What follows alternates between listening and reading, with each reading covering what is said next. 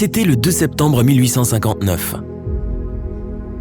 Partout en Europe et en Amérique du Nord, les gens se sont réveillés pendant la nuit, confus et encore fatigués. Ils étaient sûrs que c'était déjà le matin.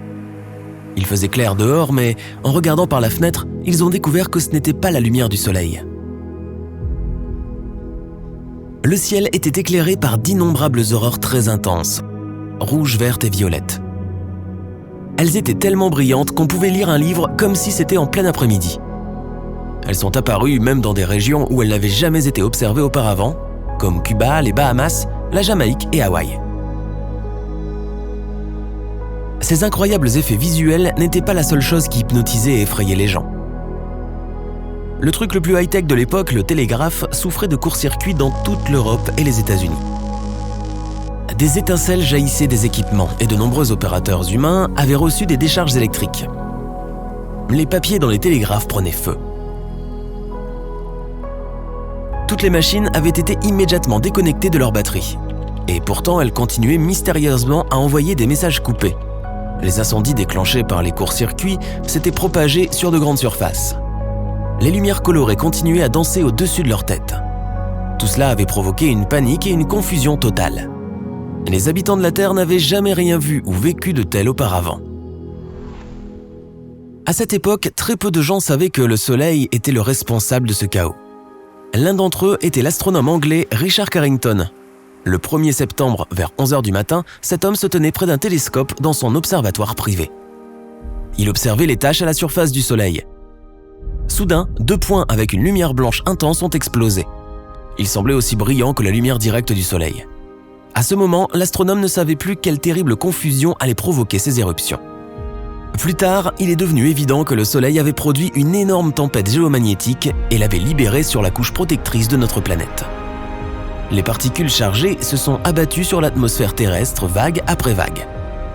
Le champ magnétique de la planète n'a pas été assez puissant pour les arrêter. Quand il a cédé, la tempête a frappé la Terre, ce qui a provoqué des ravages. Ce phénomène a reçu le nom d'événement de Carrington. Jusqu'à présent, il s'agit de la pire tempête solaire jamais enregistrée. Heureusement, elle s'est produite alors que les gens ne disposaient pas encore de technologies avancées et n'étaient pas si vulnérables à la force géomagnétique du Soleil. La tempête solaire de 1859 a été 3 fois plus puissante que celle du 13 mars 1989. 3 jours avant qu'elle ne commence, les astronomes ont observé une énorme éruption à la surface du Soleil. En quelques minutes, un nuage de gaz de plusieurs milliards de tonnes a été projeté loin de l'étoile. Il s'est précipité directement vers notre planète à une vitesse de plusieurs millions de kilomètres à l'heure. Le lundi 12, l'énorme masse de plasma solaire a atteint le champ magnétique terrestre. Cette tempête a été si violente qu'elle a allumé des aurores spectaculaires et créé des courants électriques souterrains sous l'Amérique du Nord. Ces courants ont dû trouver quelques faiblesses dans le réseau électrique du Québec au Canada. En moins de 3 minutes, la ville entière a été privée d'électricité. Des millions de personnes se sont retrouvées dans des rues obscures, des bâtiments sombres et bloqués dans des ascenseurs. Ils se sont réveillés dans des maisons glacées, incapables de préparer leur petit déjeuner. La coupure de courant de 12 heures qui a suivi a entraîné la fermeture de commerces, d'aéroports et d'écoles. Le métro de Montréal a également été fermé. Aux États-Unis, des centaines de réseaux électriques ont commencé à avoir des problèmes quelques minutes après que la tempête a frappé la surface de la Terre. Heureusement, aucun de ces problèmes n'a conduit à une panne de courant. Cette tempête a été suffisamment violente pour perturber les systèmes de communication par satellite et les signaux radio. Certains satellites spatiaux sont tombés hors service pendant quelques heures. Beaucoup d'entre eux ont souffert de mystérieux problèmes qui ont disparu dès que la tempête a commencé à se calmer. Aucun journal n'en a parlé, mais en 2012, la Terre a aussi failli être frappée par une énorme tempête solaire. La plus intense de ces 150 dernières années. Le 23 juillet, les astronomes du Space Weather Prediction Center, dans le Colorado, ont repéré 2 nuages de particules énergétiques. Ils ont fait éruption à la surface du Soleil et sont partis vers l'espace. 19 heures plus tard, ces nuages sont passés à l'endroit que notre planète venait de quitter. Si l'éruption solaire s'était produite quelques jours plus tôt, la Terre se serait retrouvée dans la ligne de mire. Et si une tempête solaire aussi puissante que le célèbre événement de Carrington se produisait de nos jours, quels seraient les dommages supplémentaires qu'elle causerait ? Notre vie reviendrait-elle à la normale avec une catastrophe pareille ? Avant de connaître les réponses à ces questions, essayons de comprendre ce qu'est exactement une tempête solaire. Le Soleil est une gigantesque boule de gaz en fusion qui change constamment. De temps en temps, il crache des rafales d'énergie, éruptions solaires. Elles vont souvent de pair avec ce qu'on appelle des éjections de masse coronale. Ce sont des bulles géantes de gaz ionisé qui peuvent atteindre une vitesse de plus de 966 km par seconde. Les plus puissantes éruptions volcaniques sont petites par rapport aux éruptions solaires qui libèrent 10 millions de fois plus d'énergie. En quelques minutes, une éruption solaire peut émettre des milliards de tonnes de particules chargées. Les éruptions solaires sont également incroyablement chaudes, avec des températures atteignant plusieurs millions de degrés Celsius. Les astronomes pensent que ce genre d'explosion de rayonnement solaire se produisent lorsque le champ magnétique du Soleil est tordu dans certaines régions. À un moment donné, toute l'énergie accumulée est libérée. L'étoile envoie de la lumière et des particules, principalement des électrons et des protons. La plupart des éruptions solaires durent quelques minutes, mais certaines continuent pendant des heures. Les scientifiques classent les éruptions solaires en fonction de leur intensité en rayons X. Tu ne remarqueras probablement pas les plus petites éruptions si tu n'as pas un équipement spécial. Les éruptions solaires de taille moyenne entraînent des coupures radio rapides au pôle, mais rien de bien grave. Ce sont des éruptions de classe X dont les gens devraient s'inquiéter. Elles provoquent les tempêtes solaires les plus fortes et longues. Lorsque les gens pensent au danger qui vient de l'espace, la plupart d'entre eux imaginent un astéroïde qui s'approche, comme celui qui a anéanti les dinosaures. Mais apparemment, c'est surtout notre bon vieux Soleil qui devrait nous inquiéter. Une tempête solaire super forte qui se dirigeait vers la Terre ne se produirait pas d'un seul coup. Tout d'abord, il y aurait des rayons solaires de haute énergie, principalement des rayons ultraviolets et des rayons X. Ils ioniseraient la haute atmosphère de notre planète et perturberaient les communications radio. Après cela, une tempête de radiation frapperait la Terre.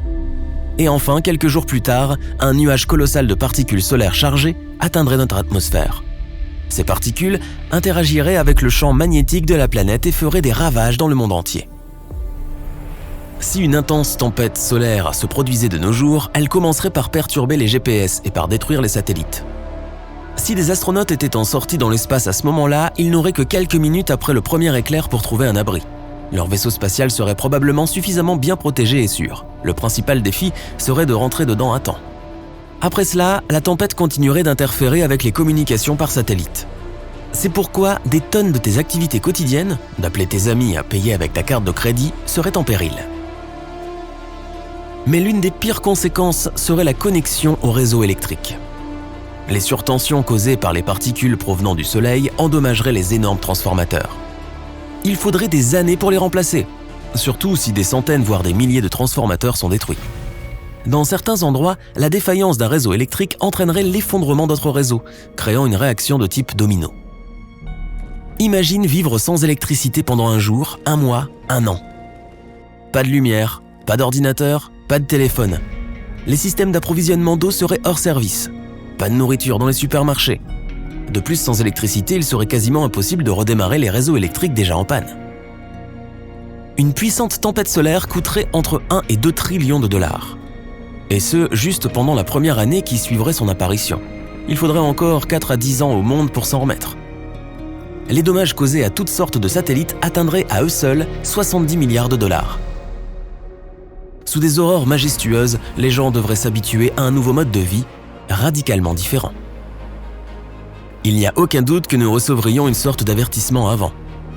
Partout dans le monde et dans l'espace, les équipements modernes n'arrêtent pas d'observer le Soleil, ne serait-ce que pendant une seconde. Si une méchante tempête solaire se produisait, les gens auraient un peu de temps pour se préparer, entre plusieurs heures et quelques jours. Et si les transformateurs sont mis hors service à temps, les conséquences ne seraient pas aussi dramatiques. Maintenant, les nouvelles suivantes sonnent un peu effrayantes. Il y a aussi des super-éruptions stellaires. Comparées à elles, les rafales de rayonnement de notre Soleil sont des petites bricoles. Les super-éruptions se produisent surtout dans les étoiles jeunes et actives. En 2016, les astronomes ont vu ce genre de phénomène. Une étoile située à 1500 années-lumière de la Terre a produit une éruption 10 milliards de fois plus puissante que toutes celles qui ont jailli de notre Soleil. Cela ne signifie pas que nous sommes en sécurité ici, sur Terre.